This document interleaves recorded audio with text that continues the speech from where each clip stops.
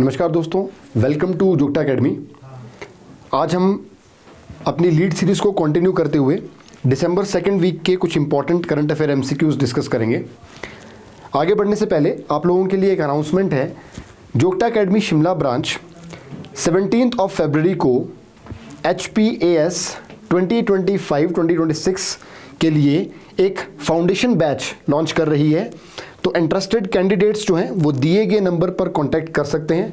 ये पूरा एक फाउंडेशन कोर्स होगा जिसमें आपका प्री से लेकर मेंस तक का सिलेबस सारा कवर होगा।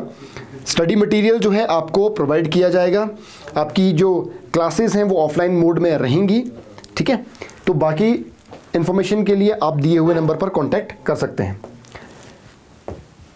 First question, who among the following launched Eklavya? तो आपको बताना है इसमें से किस ऑर्गेनाइजेशन ने एकलव्य को लॉन्च किया है। तो देखो एकलव्य है क्या है। एकलव्य एक ऑनलाइन कोर्स है, online course that has been designed for Indian army, ठीक है।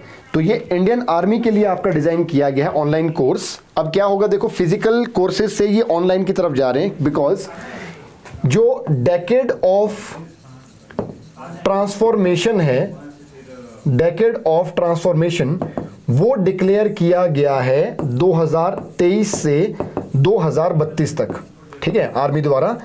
तो उस कॉन्टेक्स्ट में कहीं ना कहीं स्ट्रेटजी के प्रोग्राम्स हैं, लीडरशिप के प्रोग्राम्स हैं, वो ऑफिसर्स को, प्रोफेशनल्स को क्या करवाए जाएंगे, ऑनलाइन प्रोवाइड करवाए जाएंगे। तो ये है आपका एकलव्य, ठीक है। और आप लोग मुझे कमेंट सेक्शन में बताना कि ये एकलव्य जो है ये किसने डिजाइन किया हुआ है, ठीक है। अन्न चक्रा इज रिलेटेड टू, तो अन्न चक्रा जो है ये किससे रिलेटेड है ये आपको बताना है। हाल ही में क्या है, आपने सबने सुना होगा पब्लिक डिस्ट्रीब्यूशन सिस्टम। तो PDS जो है उसमें रिफॉर्म लाने के लिए ये इनिशिएटिव आया है। और ये है क्या है, इट इज अ टूल।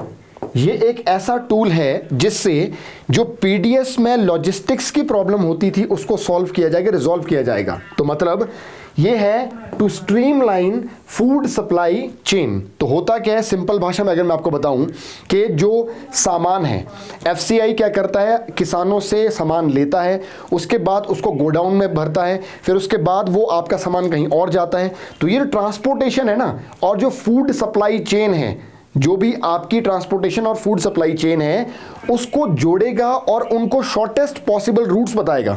तो मतलब ऑप्टिमाइजेशन ऑफ रूट्स के लिए ये आपका जाना जाएगा, ठीक है। वैसे मान लीजिए यहां से आपका यहां जाना है, A से B पॉइंट पर जाना है, तो इसके बहुत सारे रूट्स होंगे ना। तो A से B जाने के लिए शॉर्टेस्ट और ऑप्टिमम रूट जो है वो आपका बताया जाएगा किसको, लॉजिस्टिक्स वालों को, ट्रांसपोर्टेशन वालों को, ताकि वो जल्दी पहुंच जाए सामान और कॉस्ट भी कहीं ना कहीं आपकी कम लगे, ठीक है। और इसी के साथ आपका एक और इनिशिएटिव लॉन्च किया गया है, that is your scan. Scan भी ये जो है वो आपका सब्सिडी से जुड़ा हुआ है।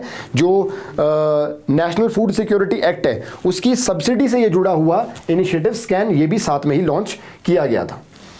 India's first sign language TV channel recently launched is. तो हाल ही में क्या हुआ है, हियरिंग डिसेबिलिटीज के लिए, जो व्यक्ति सुन नहीं सकते हैं उनके लिए एक लर्निंग प्रोग्राम जो है वो इस चैनल पर दिखाए जाएंगे, चैनल नंबर 31। तो हमारे जो डायरेक्ट टू होम्स है ना, DTH, उस पे channel number 31 will be specially dedicated to hearing disability people.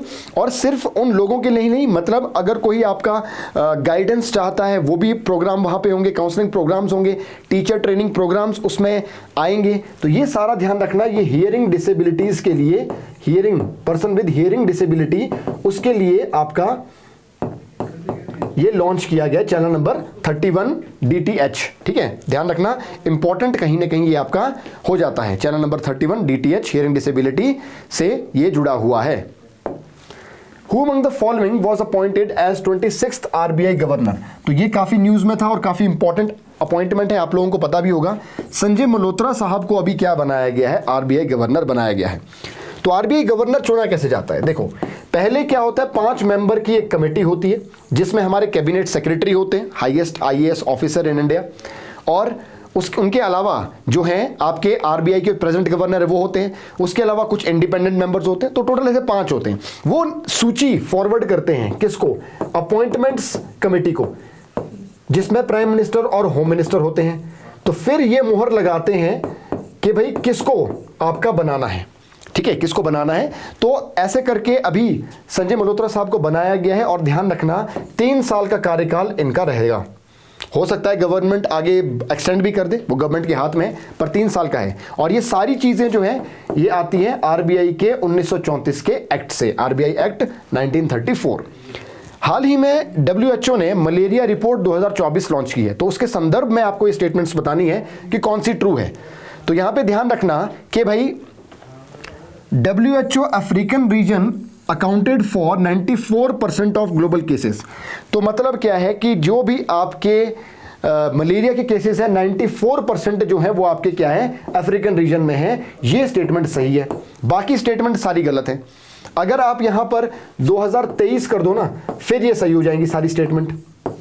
2023 कर दो तो सारी सही हो जाएंगी। ये डेटा आप नोट कर सकते हैं। मलेरिया केसेस इंडिया में 69% रिड्यूस हुए हैं 23 तक, ठीक है। इंडिया में आपके डेथ्स रिड्यूस हुई हैं 2023 में, और ग्लोबली जो है वो आपके केसेस बढ़ गए हैं, 263 मिलियन पहुंच गए प्रेजेंट डेटा में 2023 में। तो 23 ठीक है, यहां 22 था तो गलत है, तो आंसर हो गया सी।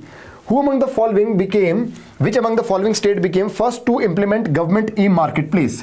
तो जेम, आपने सुना होगा GeM portal, government e market place, ये 2016 में ministry of commerce and industry ने लॉन्च किया था। अब है क्या है, देखो, इंडिविजुअल या फिर कोई ऑर्गेनाइजेशन जो है अगर वो गुड्स एंड सर्विसेज बेचना चाहती है किसको, सरकार को, तो प्रोसेस जो है वो आपका डिजिटाइज किया गया था। कोई भी आपको सरकार को आपका कोई भी सामान जो है वो उनकी जरूरत अनुसार बेच सकता है। तो मतलब ये क्या है, ये गवर्नमेंट डिपार्टमेंट के लिए प्रोक्योरमेंट पोर्टल है। गवर्नमेंट डिपार्टमेंट्स के लिए, कोई भी डिपार्टमेंट है उसको कुछ प्रोक्योर करना है, डील सही लग रही है तो उठा दो वहां से, ठीक है। तो उसके लिए government e market place launch किया था। तो कौन सी स्टेट बनी जिसने पूरे का पूरा आपका ये फिजिकल रूप से जो प्रोक्योरमेंट है बंद कर दी है, आपका जेम पर ही प्रोक्योरमेंट होगी, तो वो है उत्तर प्रदेश। वेरी इंपॉर्टेंट, ठीक है, ध्यान रखना इस चीज को। Next, who among the following won Turner prize 2024? हाल ही में भारत या भारतीय ओरिजिन की, इंडियन ओरिजिन की जसलीन कौर को क्या किया है, टर्नर प्राइज दिया गया है। टर्नर प्राइज दिया जाता है आर्ट की फील्ड में, विजुअल आर्ट की फील्ड में दिया जाता है। और इनकी एक एग्जीबिशन थी जिसका नाम था ऑल्टर आर्टर। तो ऑल्टर आर्टर जो है उसको चुना गया बेस्ट, और इनको दे दिया गया था टर्नर प्राइज। JMW टर्नर जो आपके खुद एक पेंटर थे, उनके नाम पर ये पर्टिकुलर प्राइज दिया जाता है। 25,000 पाउंड्स इसमें आपका दिए जाते हैं। और जसलीन कौर जो है ये स्कॉटलैंड की है, ठीक है, ध्यान रखना, स्कॉटलैंड की है और इंडियन ओरिजिन की है। नेक्स्ट, पठाई इनिशिएटिव इज एसोसिएटेड विद। तो पठाई इनिशिएटिव हाल ही में न्यूज में था, तो क्या है ये, देखो, आपको पता है कि हमारे देश में आपके बहुत सारे बच्चे जो हैं वो कहीं ना कहीं गलत आदतों का शिकार हो जाते हैं, और उस वजह से मतलब ड्रग अब्यूज वगैरह, शराब वगैरह या कुछ और ड्रग्स का एडिक्शन उनको लग जाता है, तो उस वजह से कहीं ना कहीं वो आपका कुछ क्राइम्स कमिट कर देते हैं।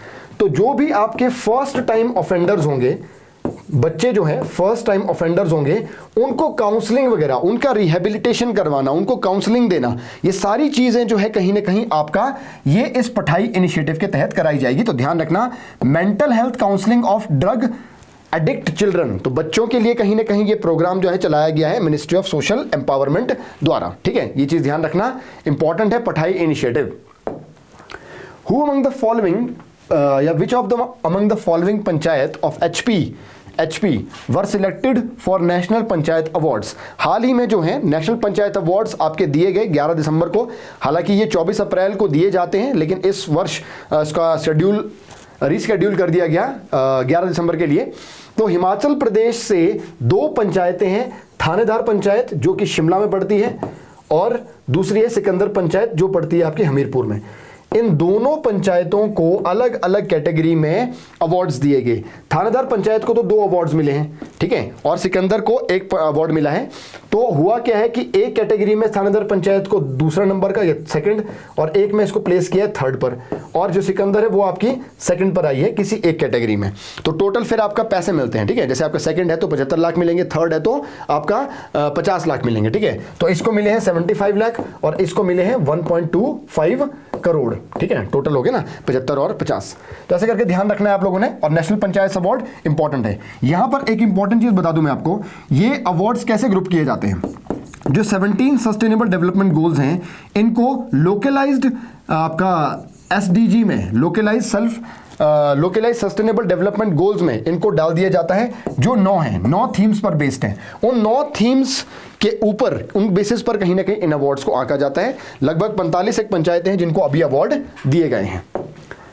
Who among the following got UN Champions of Earth Award? तो हाल ही में आपका UN Champions of Earth Award, जिसकी स्थापना 2005 में हुई थी, ये आपके दिए गए हैं किसको? ठीक है, तो ध्यान रखना, ये आपके दिए गए हैं 6 व्यक्तियों को दिए गए हैं, या 6 ऑर्गेनाइजेशन या व्यक्ति सब बोल दीजिए, तो 6 को दिए गए हैं। माधव गाडगिल जो हैं उनको दिया गया है। लू की चाइना के हैं, साइंस एंड इनोवेशन में इनको मिला है। सेकेम, ये एक इनिशिएटिव है। सेकेम इनिशिएटिव जो है ये जुड़ा हुआ है किससे? ये जुड़ा हुआ है इजिप्ट से। इजिप्ट में ये आपका फार्मर्स को हेल्प कर रहा है, सेकेम इनिशिएटिव। तो ये सारे हो गए इसके आंसर। बस आप लोगों ने ध्यान रखना है, माधव गाडगिल जो हैं, इनके नेतृत्व में 2010 में एक एक्सपर्ट पैनल गठित किया गया था for the wellbeing of western Ghats. तो इन्होंने सजेशन भी दिया था कि भाई पूरे वेस्टर्न घाट को इको सेंसिटिव जोन जो है, इकोलॉजिकली सेंसिटिव जोन, उसमें डिक्लेयर कर दिया जाए। Next, who among the following won world chess championship 2024? तो आपको सबको पता होगा कि भारत के गुकेश दोमाराजू या डी गुकेश को अभी हाल ही में क्या हुआ है, चेस चैंपियनशिप अवार्ड दिया गया है। और इस बार इनको मेजर ध्यानचंद खेल रत्न पुरस्कार से, हाईएस्ट स्पोर्ट्स अवार्ड, उससे भी आपका नवाजा गया है। Which of the following institute recently released Dharini? तो धारिणी जो है वो आपका लॉन्च किया है किसने? IIT मद्रास ने। धारिणी क्या है? धारिणी एक 3D एटलस है।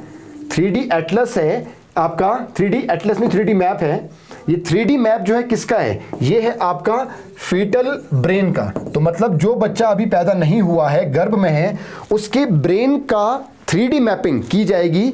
तो वो बना रहा है, ये बना दिया है किसने? आपका IIT मद्रास। तो ये है धारिणी, याद रखना, ऐसे MCQ पेपर में पूछ लेते हैं। ठीक है, तो चलिए ये आज का सेशन हम यहीं समाप्त करते हैं। I hope you like the video. If you like the video, do like, share and subscribe with your friends. तो मिलेंगे नेक्स्ट वीडियो में। Till then take care, thank you.